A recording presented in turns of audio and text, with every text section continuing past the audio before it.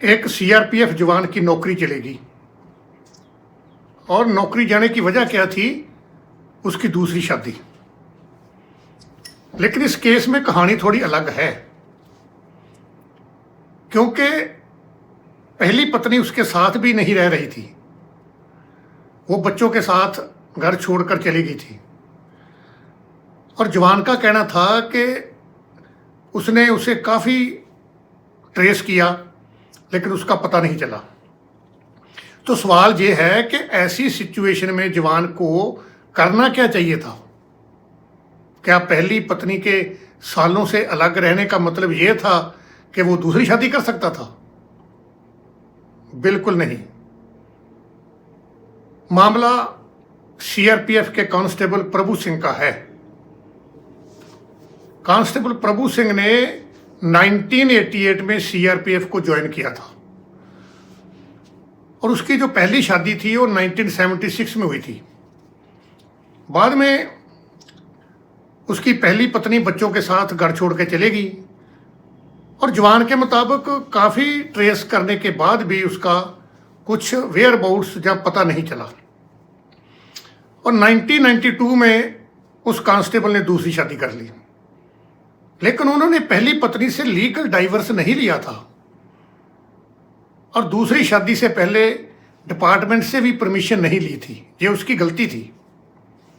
जब डिपार्टमेंट को दूसरी शादी की इंफॉर्मेशन मिली, पता चला, तो उस कांस्टेबल के खिलाफ डिपार्टमेंट एक्शन शुरू हो गया और आखिर में उस कांस्टेबल को सर्विस से रिमूव कर दिया गया सीआरपीएफ द्वारा।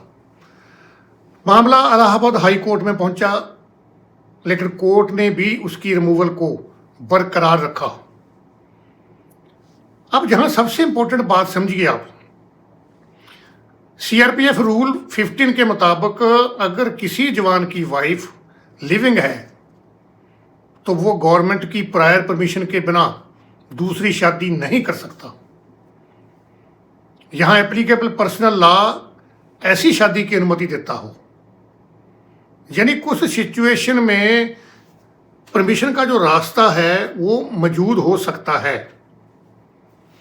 लेकिन इस केस में एक और बड़ा लीगल इशू था।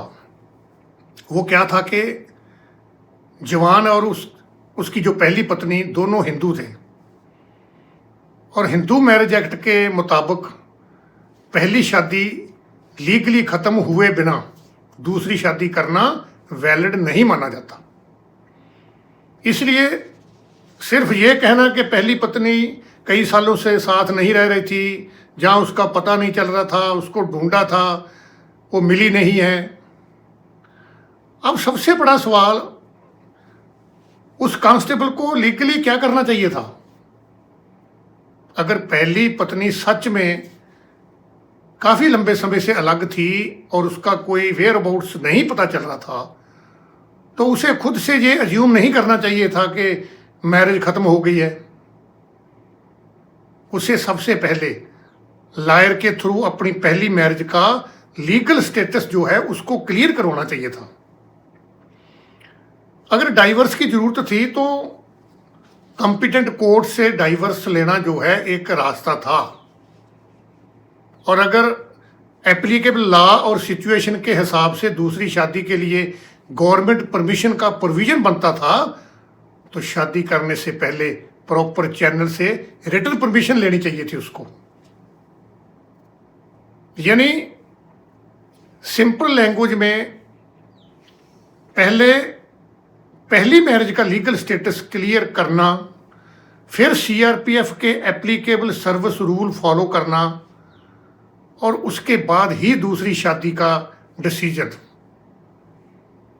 इस केस में सबसे बड़ी प्रॉब्लम यही हुई कि उस कांस्टेबल ने यह प्रोसेस फॉलो करने की बजाय सीधे दूसरी शादी कर ली।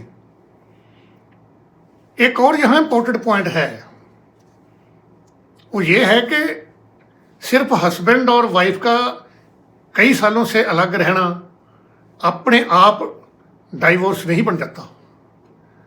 मैरिज तब तक लीगली ख़त्म नहीं होती जब तक लॉ के मुताबिक उसे खत्म ना किया जाए।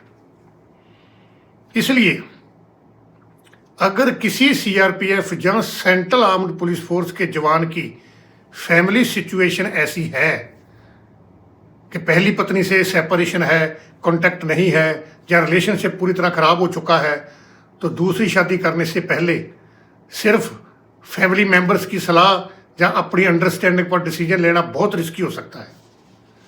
पहले लीगल पोजीशन क्लियर करनी चाहिए और फिर सर्विस रूल देखे जाने चाहिए, क्योंकि इस केस में पर्सनल लाइफ का एक डिसीजन जो है सीधे कैरियर तक पहुंच गया। और यही इस पूरी खबर का सबसे बड़ा एक लेसन है, सबक है। फैमिली प्रॉब्लम कितनी भी कॉम्प्लिकेटेड हो, यूनिफॉर्म में रहते हुए पर्सनल डिसीजन भी रूल्स के हिसाब से लेना पड़ता है। इस सीआरपीएफ के कांस्टेबल के पास लीगल रास्ते थे, चैनल थे, लेकिन उसने फॉलो किए बिना दूसरी शादी करना उसकी सबसे बड़ी गलती बन गया। अगर आप सीआरपीएफ या किसी सीएपीएफ में हैं तो इस केस को सिर्फ एक न्यूज स्टोरी की तरह मत देखिए, अपने सर्विस रूल जानिए, और अगर कभी ऐसी सिचुएशन आए तो पहले प्रॉपर लीगल एडवाइस और डिपार्टमेंटल प्रोसीजर को फॉलो कीजिए, क्योंकि सालों की मेहनत से मिली नौकरी को एक पर्सनल डिसीजन की वजह से रिस्क में डालना बिल्कुल सही फैसला नहीं होगा।